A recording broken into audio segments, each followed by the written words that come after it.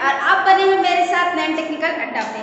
आज का जो मेरा क्लास है वो एकदम बेसिक क्लास, मैंने जैसे पहले बताया आपको कि क्लासेस जो मैं बेसिक ले रही हूँ। आज का मेरा टॉपिक जो होगा न्यू टॉपिक है। न्यू टॉपिक में क्या है, इफेक्ट ऑफ इलेक्ट्रिसिटी। उससे पहले आपको बताना चाहूँगी इतना अच्छा रिस्पॉन्स देने के लिए थैंक यू। और बस एक ही आपसे अनुरोध है कि जितना वीडियोस आप देखते हो ना पसंद आता है तो शेयर करा करिए सबसे। आपके फेसबुक वाले पेज पे शेयर कर सकते हैं, व्हाट्सएप के या फिर आपके ग्रुप जो है, जो भी स्टडी रिलेटेड ग्रुप्स है उस पर जो आप शेयर कर सकते हैं वीडियोस को। क्योंकि ये सिर्फ ना ही ITI के लिए, ये 9th के लिए, 10th के लिए, 11th के लिए, आपका जो है 12th के लिए, ये भी इसके लिए भी जो है बहुत ये ईजी है, फिर कंपलसरी है। ये सारा टॉपिक उसमें पढ़ना है, सारा छोटा छोटा करके, ठीक है। तो आशा करती हूँ आप जो है सारा वीडियोस मेरा वो क्या करेंगे, सारा वीडियोस जो है मेरा वो आप क्या करेंगे, शेयर करेंगे सारा का सारा। तो स्टार्ट करते हैं आज का हमारा जो क्लास है, इफेक्ट ऑफ इलेक्ट्रिसिटी। तो मैं बताना चाहूँगी इफेक्ट ऑफ इलेक्ट्रिसिटी के बारे में, ना ही सिर्फ इलेक्ट्रिकल स्ट्रीम वाले, जो भी इलेक्ट्रिकल इंजीनियरिंग के, जैसे मैं इलेक्ट्रिकल इंजीनियरिंग की हूँ, ठीक है, और जो भी इलेक्ट्रिकल स्ट्रीम के जितने भी हैं, टीचर्स हो या फिर स्टूडेंट्स हो, जितने भी, वो सबको पता होना चाहिए कि इफेक्ट ऑफ इलेक्ट्रिसिटी होता क्या है। इसका हिंदी अगर आप आए तो है इसका विद्युत के प्रभाव। क्या है, विद्युत के प्रभाव। तो विद्युत के प्रभाव तो आज बताना चाहूँगी छोटा सा पॉइंट। ना ही विद्युत को हम लोग देख सकते हैं, ना ही सुगंध होता है। हम लोग के पास जो ऑर्गन्स है उसमें हम लोग जो है बच्चे से पढ़ते आ रहे हैं, कोई चीज़ अगर आपको नहीं पता चले तो वो आप आँख से देखकर पता कर सकते हो, कान से सुनकर पता कर सकते हो, जीभ से टेस्ट करके पता कर सकते हो, या टच करके पता कर सकते हो।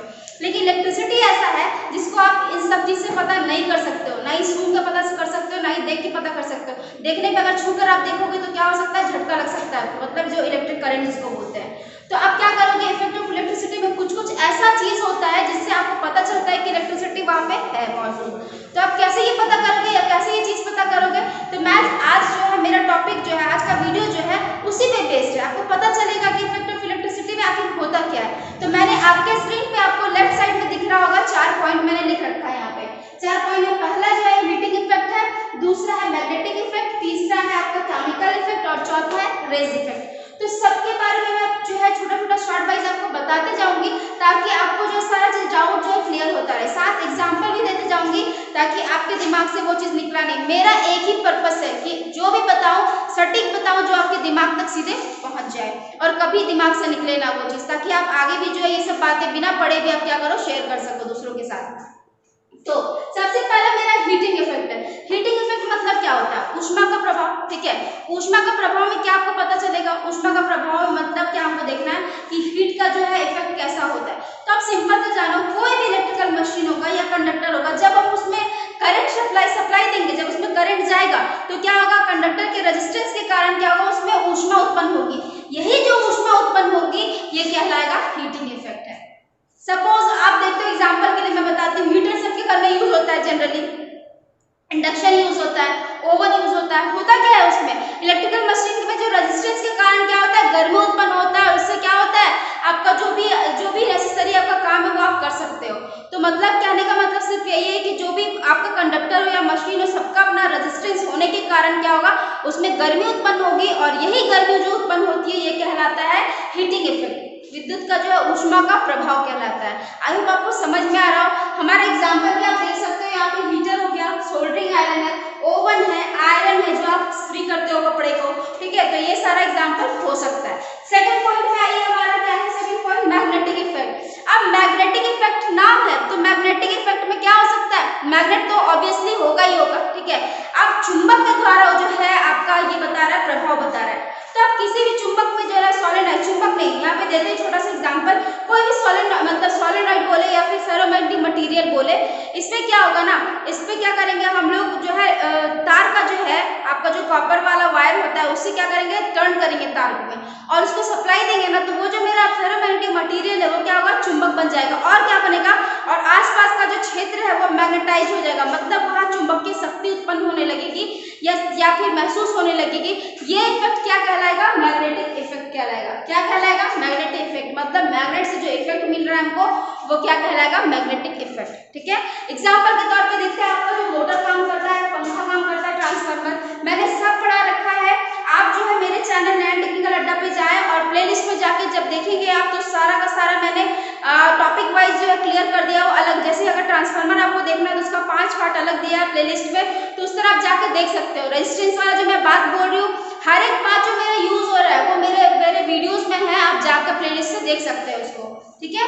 तो सेकंड हमारा जो है ये कंप्लीट हो गया। सेकंड पॉइंट मोटर हो सकता है, पंखा हो सकता है, ट्रांसफार्मर हो सकता है। थर्ड आते हैं हम, थर्ड है मेरा केमिकल इफेक्ट। ये जो है केमिकल इफेक्ट मतलब क्या, रासायनिक जो आपका क्रिया, ठीक है, रासायनिक क्रिया। विद्युत में रासायनिक क्रिया कब होगी? आपने एग्जांपल देखा, बैटरी देखा है, बैटरी के अंदर तो आपको नहीं पता होता, लेकिन क्या होता है बैटरी में जो रिएक्शन होते हैं और उसके कारण जो क्या होता है, सिंपल सा घर में एग्जांपल लेते हैं, इन्वर्टर के साथ बैटरी होता है। क्या करता है वो आखिर, वो डीसी से क्या कर देता है, डीसी वहां पे क्या होता है, वो बैटरी जो है उसमें डीसी स्टोर होता है, उससे क्या होता है इन्वर्टर चार्ज होकर वो क्या करता है, बिजली देता है ना।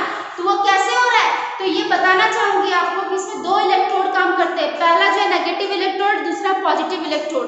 तो ये जो रासायनिक क्रिया है ना, इसमें होता क्या है, तो कोई भी लिक्विड कंडक्टर रहता है, एक कंटेनर में लिक्विड कंडक्टर, और उसमें दो इलेक्ट्रोड होते हैं, पॉजिटिव एक नेगेटिव इलेक्ट्रोड।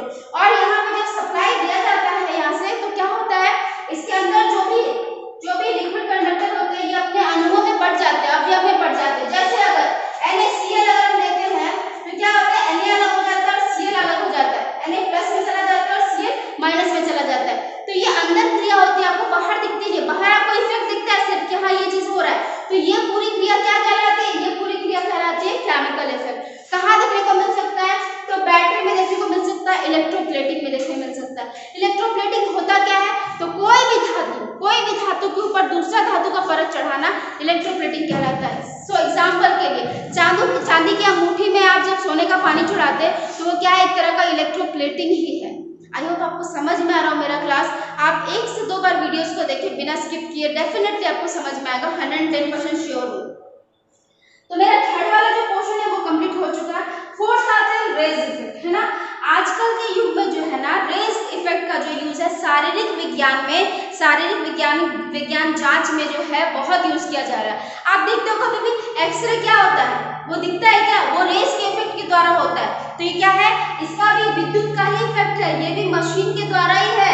तो क्या होता है, मशीन हो तो उसमें क्या होगा, उसमें जो करंट तो सप्लाई जाएगा ये मेरा, ठीक है। तो यहाँ क्या होगा, ये जो अल्ट्रासाउंड का प्रोसेस हुआ, गामा रे, एक्सरे जो ऑपरेशन वगैरह में काम आता है, वो सब क्या है, वो रेज इफेक्ट है, ठीक है। क्या है, रेज इफेक्ट है। तो फिर से बताना चाहूंगी, पहला हीटिंग इफेक्ट है, दूसरा मैग्नेटिक, तीसरा केमिकल और चौथा रेज। अगर आपको पूरा डिटेल्स में नहीं पता चल रहा है तो आप सिंपल नाम से ही बता सकते हैं। हीटिंग इफेक्ट कैसे हो रहा है, तो कंडक्टर के रेजिस्टेंस के कारण हो रहा है हीटिंग इफेक्ट। मैग्नेटिक इफेक्ट कैसे हो रहा है, मैग्नेट में जो हम लोग सप्लाई देते हैं, आसपास का क्षेत्र जो मेरा मैग्नेटाइज हो जाता है, तो उसी कारण क्या होता है, मैग्नेटिक इफेक्ट देखने को मिलता है।